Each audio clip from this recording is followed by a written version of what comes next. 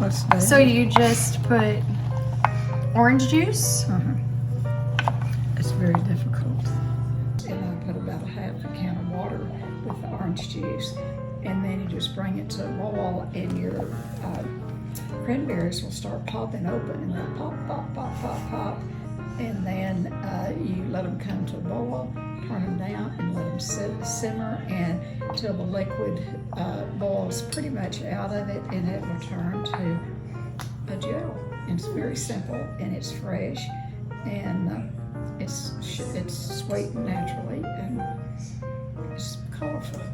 So the cranberries came to a boil, and then I added some pineapple and squeezed a lime in this, and now I'm going to let them continue to boil until all the cranberries pop.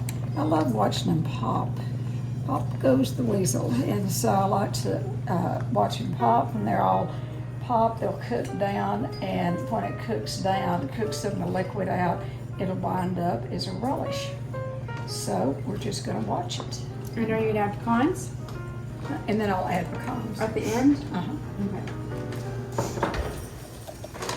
Isn't that all right? Mm-hmm. So that, again, that's just fresh cranberries. Fresh cranberries, Orange juice.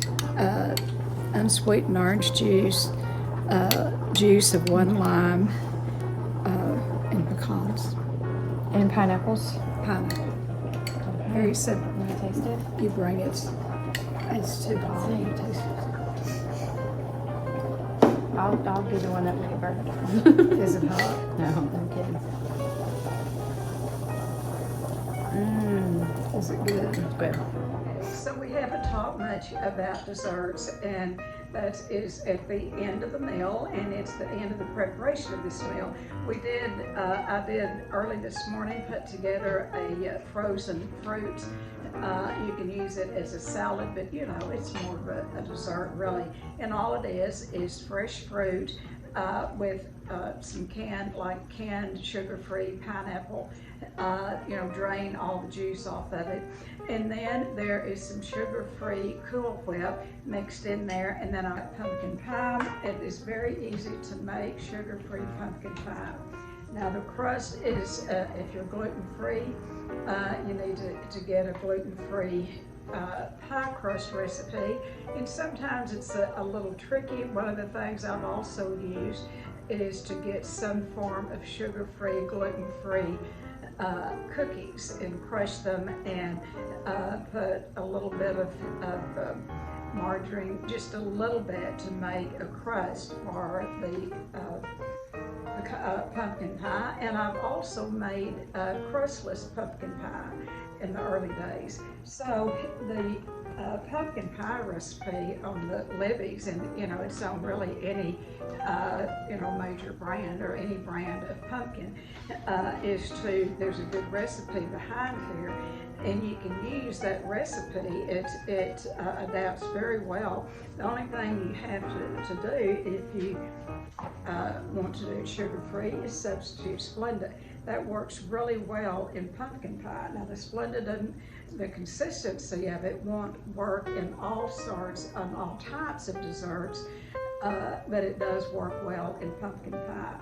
I also recommend early in recovery that when you're first, on a food plan, don't do a lot of experimenting. Keep the food very, very simple. This meal has been, we've prepared it, and it took me a year into recovery before I could cook this type of meal. The first year I kept everything very simple, very simple. So this is the desserts that we're having for Thanksgiving.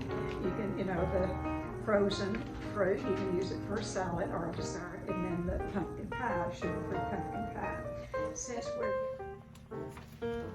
What's she doing? Oh, look at that. Look at it. Look at it. It's just browning. It's starting to cook. It's so pretty. I keep catching her looking at that turkey. It is browning. It is browning. I'm clumsy.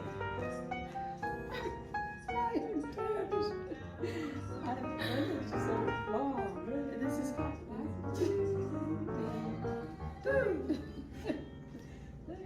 This is our dancing break.